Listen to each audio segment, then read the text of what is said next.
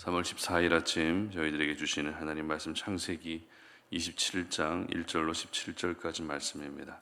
이삭이 나이가 많아 눈이 어두워 잘 보지 못하더니 맏아들 에서를 불러 이르되 내 아들아 하매 그가 이르되 내가 여기 있나이다 하니 이삭이 이르되 내가 이제 늙어 어느 날 죽을는지 알지 못하니 그런즉 내 기구 곧 화살통과 활을 가지고 들에 가서 나를 위하여 사냥하여 내가 즐기는 별미를 만들어 내게로 가져와서 먹게 하여 내가 죽기 전에 내 마음껏 내게 축복하게 하라.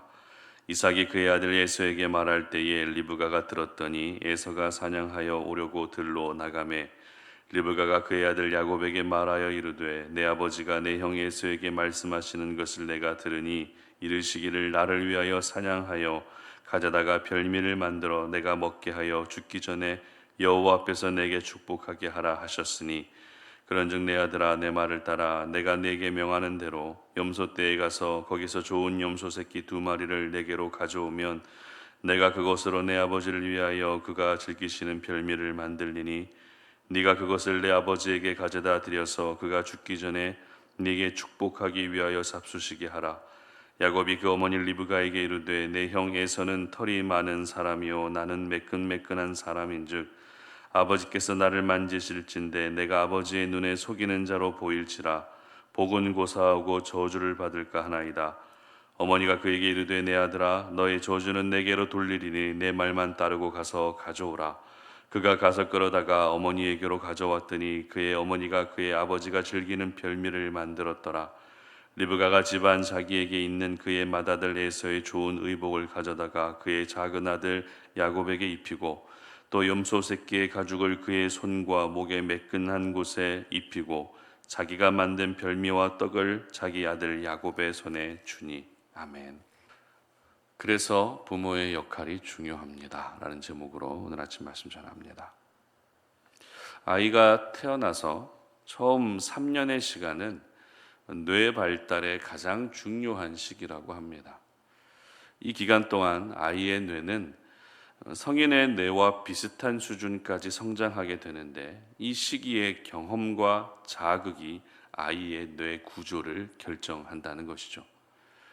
그런데 이 과정에서 아이들이 하게 되는 경험과 받게 되는 자극은 대부분 부모님을 통해서 이루어지게 됩니다. 따라서 아이들이 성장하는 과정에서 가장 많은 영향을 받는 사람은 부모님입니다.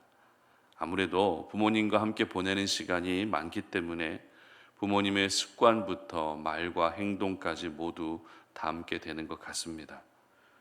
저희 두 아이의 경우도 서로 다른 점이 많습니다.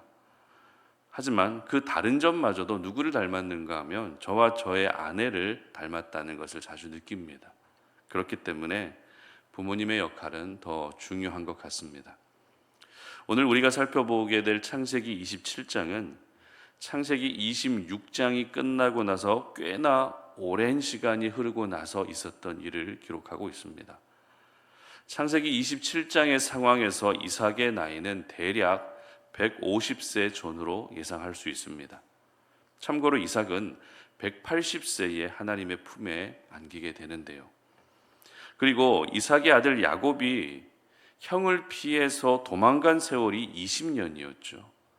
그 20년의 도피 생활의 시작이 바로 오늘 창세기 27장이기 때문에 이삭의 나이가 150세 전후 됐을 거라는 추측을 자연스럽게 하게 된다는 것입니다.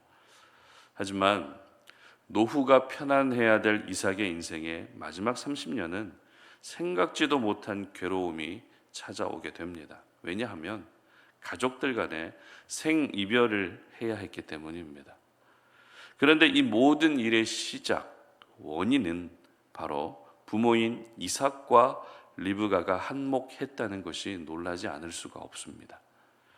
특별히 오늘 본문에서 야곱은 아버지를 속이는 사람으로 등장하게 되죠. 지난번에는 형 에서에게 장자권을 팥죽 한 그릇으로 내게 넘기라고 하는 교활한 모습을 보였는데 이번에는 형 에서의 모습으로 변장해서 아버지까지 속이는 사람으로 등장하고 있다는 것입니다. 자, 그렇다면 야곱의 부모였던 이삭과 리브가의 문제가 무엇이었는지 순서대로 한번 살펴보도록 하겠습니다. 먼저 아버지 이삭입니다. 1절 보시기 바랍니다. 이삭이 나이가 많아 눈이 어두워 잘 보지 못하더니 맏아들 에서를 불러 이르되 내 아들아 하매 그가 이르되 내가 여기 있나이다 하니. 일단 이삭의 지금 육신의 상태는 굉장히 연로해 있었다는 것입니다. 그러나 사람이 나이가 들면 육신의 연약함이 나타나는 것은 당연합니다. 따라서 이삭의 나이가 많았다는 것이 문제가 될 수는 없습니다. 하지만 나이가 많음과 동시에 눈이 어두워 잘 보지 못했다라고 하는 이삭의 상태를 저희들은 주목할 필요가 있습니다.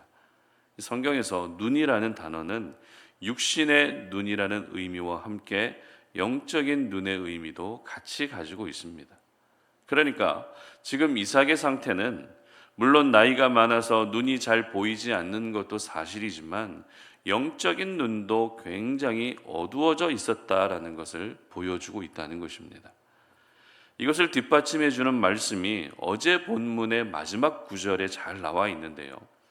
창세기 26장의 마지막 구절은 에서가 이방 여인을 아내로 취하면서 그것이 이삭에게 큰 근심이 됐다라는 말씀이었습니다. 여러분, 정말 이삭이 영적으로 깨어 있었다면 에서가 이방 여인을 아내로 맞이하는 것을 아무렇지 않게 용납했을까요? 이삭이 그래도 분별을 잘하고 있었다면 에서가 한 명이 아닌 두 명의 아내를 맞이하는 것을 아무 문제 삼지 않았겠습니까? 하나님은 지금까지 아브라함과 맺은 언약을 지속적으로 이삭에게 상기시켜 주셨습니다. 그렇기 때문에 이 언약을 잊지 않고 있었다면 자녀의 결혼 문제를 절대 가볍게 생각할 수는 없었을 겁니다. 하지만 이삭은 마음의 근심이 되는 일을 부모로서 막지 못하고 말았던 것입니다. 참고로 에서가 결혼했을 때 이삭의 나이는 오늘 본문보다 대략 30-40년 정도 전에 일어난 일입니다. 무슨 말입니까? 이삭의 영안이 벌써부터 어두워지기 시작하고 있었다는 것입니다. 그리고 어두워진 영안의 치명적인 결과가 바로 오늘 본문의 사건이라는 것입니다. 이처럼 이삭은 영적으로 깨어있지 못했습니다. 그리고 이삭의 또 한 가지 문제는 죽을 날이 가까워 온 것을 직감하고 마지막으로 별미를 먹으면서 육신의 만족감을 누리려 했다는 것이죠. 어찌 보면 그럴 수 있겠다라는 생각도 드는 것이 사실입니다. 얼마나 별미가 먹고 싶었으면 에서에게 그렇게 말했을까라는 마음이 들기도 합니다. 그러나 별미를 먹고 싶어 했던 이 부분도 역시 나이가 많아 눈이 어두워진 이삭의 영적 상태와 연관짓는다면 이삭은 영적인 즐거움보다 육적인 즐거움을 더 원하고 있었다는 것을 보여주고 있는 것이죠. 이것이 바로 아버지 이삭의 문제였던 것입니다. 자, 그리고 다음으로 어머니 리브가도 심각한 문제가 있었다라는 것을 한번 찾아봤으면 좋겠는데요. 15절부터 17절까지 말씀을 읽어보겠습니다. 리브가가 집안 자기에게 있는 그의 맏아들 에서의 좋은 의복을 가져다가 그의 작은 아들 야곱에게 입히고 또 염소 새끼의 가죽을 그의 손과 목에 매끈매끈한 곳에 입히고 자기가 만든 별미와 떡을 자기 아들 야곱의 손에 주니. 자, 야곱을 에서처럼 변장시킨 사람이 누구였습니까? 바로 어머니 리브가였다는 것입니다. 그래도 야곱은 형의 모습으로 변장해서 아버지를 속이는 것에 대한 두려움을 가지고 있었습니다. 그래서 괜히 저주를 받을까 겁이 난다고 오늘의 이 상황에서 뒷걸음쳤습니다. 하지만 어머니 리브가가 오히려 더 적극적으로 이 모든 일들을 꾸미고 실행에 옮기고 말았던 것이죠. 특별히 리브가의 상상을 초월하는 사기극은 야곱을 편애하는 데서부터 시작됐습니다. 부모로서 자녀들에게 절대 하지 말아야 될 것 중에 하나가 바로 편애하는 것입니다. 편애하게 되는 순간 그 가정은 이미 분열되고 있다는 증거이기 때문에 자녀를 편애하는 일은 절대 없어야 되는 것입니다. 이처럼 이삭과 리브가는 부모로서 존경할 만한 모습보다는 지극히 인간적이고 세상적인 모습으로 늙어가고 있었습니다. 그런데 이삭과 리브가가 정말 중요한 것을 똑같이 놓치고 있었는데요. 그것은 바로 에서와 야곱이 태어났을 때 하나님이 하신 말씀을 놓치고 있었습니다. 당시 하나님은 큰 자가 어린 자를 섬기게 될 것이라고 이미 장자권이 동생 야곱에게 있다는 것을 말씀하셨습니다. 장자권이 바뀌는 일은 흔치 않은 일이죠. 그렇기 때문에 에서와 야곱이 태어날 때 하나님이 하셨던 이 말씀은 이삭과 리브가의 입장에서는 굉장히 충격적인 말씀이었을 겁니다. 아무리 잊고 싶어도 잊을 수 없는 말씀이라는 것입니다. 하지만 노년이 된 이삭과 리브가는 어떻습니까? 일단 이삭은 에서를 여전한 장자로 여기면서 야곱이 아니라 에서를 마음껏 축복해 주겠다고 하나님의 말씀과 반대되는 행동을 하게 됩니다.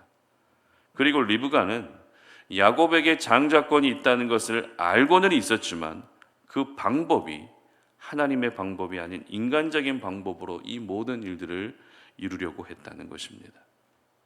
두 사람 중에 한 사람이라도 하나님의 말씀을 기억하고 하나님의 때에 하나님의 방법으로 이 모든 일들을 이루실 것을 믿고 있었다면 이렇게까지는 되지 않았을 겁니다. 부모로서 믿음의 중심을 지키며 에서와 야곱에게 든든한 영적 버팀목이 되어 주었다면 이렇게까지 생이별하는 일은 없었을 겁니다. 그래서 부모의 역할이 중요한 것입니다. 부모의 인생도 물론 중요합니다. 그러나 부모는 자녀의 길잡이라는 것을 절대 잊으면 안 됩니다. 더욱이 예수 믿는 모든 부모님들은 자녀들에게 영적인 길잡이 역할을 해줄 수 있어야 되는 것입니다. 그러므로 자녀들의 인생을 위해서라도 여러분 영적인 눈이 절대 어두워지는 일이 없으시기를 바랍니다. 날마다 말씀과 기도로 깨어서 영적 분별력을 가지고 아름다운 노후를 보낼 수 있었으면 좋겠습니다. 그리고 육적인 만족보다 영적인 만족이 삶의 우선순위가 되게 하시기를 바랍니다. 내가 좋아하는 별미로 기뻐할 것이 아니라 내가 좋아하는 것으로 내가 기뻐하는 것이 아니라 하나님의 언약의 말씀으로 영혼의 참된 기쁨을 누리며 살 수 있었으면 좋겠습니다. 그리고 부모로서 자녀들에게 가장 하기 쉬운 실수인 편애하는 것도 멈추시고 내 방법으로 자녀들의 인생을 만들어가는 것이 아니라 하나님의 방법으로 하나님께서 내 자녀의 인생을 직접 인도해 주시기를 오늘도 기도할 수 있었으면 좋겠습니다.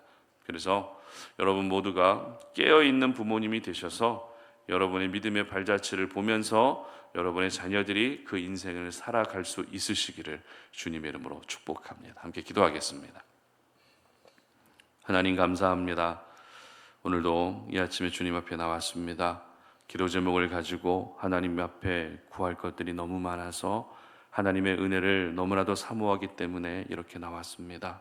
오늘 우리가 그 기도의 제목들을 가지고 주님 앞에 나아가기 전에 들었던 말씀을 기억하면서 그 말씀을 기도 제목 삼고 내가 부모로서 자녀들에게 정말 영적인 길잡이 역할을 제대로 할 수 있는 그런 부모가 될 수 있도록 주님 도와주시옵소서. 무너질 때도 있고 흔들릴 때도 있지만 하나님께서 내 가정에 부모라고 하는 그런 귀한 역할과 책임을 주셨사오니 오늘도 그 역할과 책임을 기도하며 끝까지 잘 감당할 수 있게 하시고 그런 영적인 분별력들이 절대 흐려지는 일들이 생기지 아니하도록 우리의 믿음을 지켜 주시옵소서. 감사드리며 예수님의 이름으로 기도드립니다. 아멘.